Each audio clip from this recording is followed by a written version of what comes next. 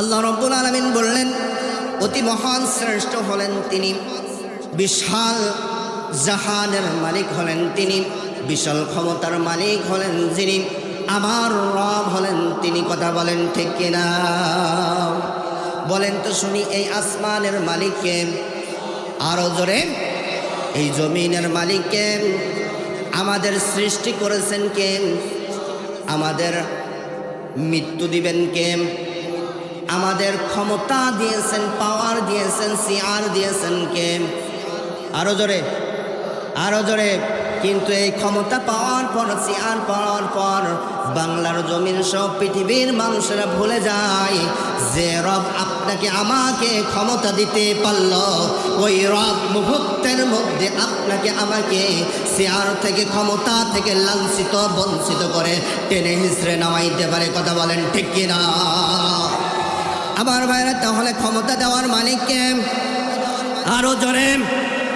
জোর হলো না? আমাদের রিজিকের ব্যবস্থা যিনি করেন তিনি কে? বিশ্বাস হয় আল্লাহ রাব্বুল আলামিন 11 নম্বর পারা, 11 নম্বর সূরা সূরাতুল হুদের 6 নম্বর আয়াতটা নাযিল করে জানিয়ে দিলেন, বলে দিলেন, ওয়া মা মিন দাব্বাতিন ফিল আরদি ইল্লা আলাল্লাহি রিজকুহা। পৃথিবীর বুকে যত প্রাণী রয়েছে সমস্ত প্রাণীর রিজিকের ব্যবস্থা যিনি করে থাকেন, গলার আওয়াজটা বড় করে বলেন তো তিনি কে? আরো জোরে বলেন তিনি কে? কিন্তু আমাদের সমাজের মধ্যে কিছু মানুষ রয়েছে, দেখবেন তারা বলে, হুজুর এক বেলা কাজ না করলে খাওয়া হয় না। ওরা আপনাদের এদিকে বলেন, আমাদের ওইদিকে বলে। আপনাদের ওইদিকে বলে যে হুজুর এক বেলা যদি কাজ না করি তাহলে আমার খাওয়া হয় না। আছে আছে আছে, এমন লোক আছে। আমার ভাইরা, তাদের জন্য একটা ছোট্ট একটা এক্সাম্পল, উদাহরণ দিয়ে যায়। এক লোক অঙ্গীকার করলো, পণ করলো যে আমি খাবো না, দেখি আল্লাহ আমার খাওয়ান কিভাবে। আমি খাবো না, দেখি আল্লাহ খাওয়ান কিভাবে। আমার ভাইরা, এই পণ করে, এই অঙ্গীকার করেন, বাড়ি থেকে সে বের হয়ে চলে গেল। যেতে যেতে যেতে যেতে বিশাল বড় একটা বন পড়লো, জঙ্গল পড়লো। মনের মধ্যে আতঙ্ক সৃষ্টি শুরু হয়ে গেল। এই বিশাল বনের থেকে যদি কোনো হিংস্র প্রাণী এসে আমাকে খেয়ে ফেলে, আমাকে আক্রমণ করে ফেলে, তাহলে কি করব? আমি আর সামনের দিকে যাব না, সামনের দিকে যাব না। এই যে পাশে বিশাল বড় একটা গাছ দেখা যাচ্ছে, এই গাছের মগ ডালে উঠে বসে থাকি। এই চিন্তা করে ওই ব্যক্তি গাছের মগ ডালে উঠে জিকির শুরু করলেন, আমি খাবো না, দেখি আল্লাহ আমার খাওয়ান কিভাবে। আমি খাবো না, দেখি আল্লাহ আমার খাওয়ান। সবাই জোরে বলেন কিভাবে।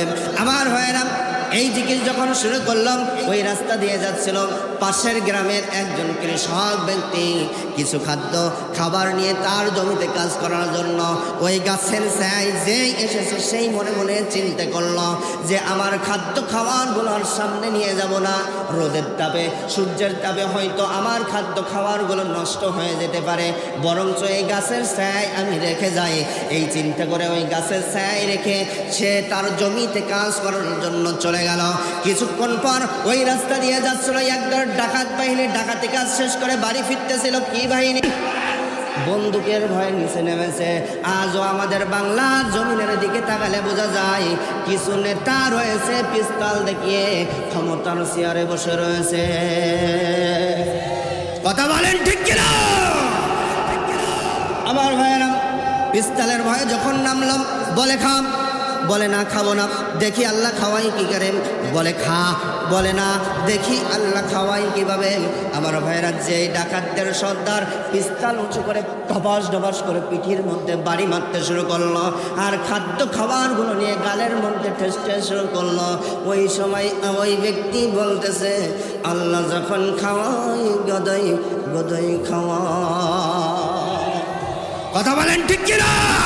আল্লাহ যখন আপনাকে আমাকে ক্ষমতা দেন, ওই ক্ষমতার অপব্যবহার যদি আপনি আমি করি, আল্লাহর কসম করে বলি, আল্লাহর কসম করে বলি, আপনাকে আমাকে মুহূর্তের মতন সাদ্দাত, ফিরআউন, নমরুদকে যেমন অবস্থা করে পৃথিবীর বুক থেকে বিদায় করেছিল, আপনাকে আমাকেও পৃথিবীর বুক থেকে তেমন অবস্থা করে বিদায় করতে পারে, করতে পারে, করতে পারে যিনি তিনিকে।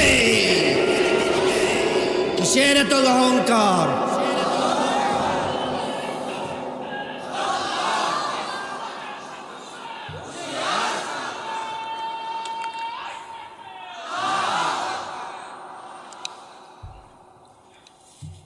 আমার ভাইয়েরা, তাহলে যে আল্লাহ রাব্বুল আলামিন আপনাকে আমাকে মুহূর্তের মধ্যে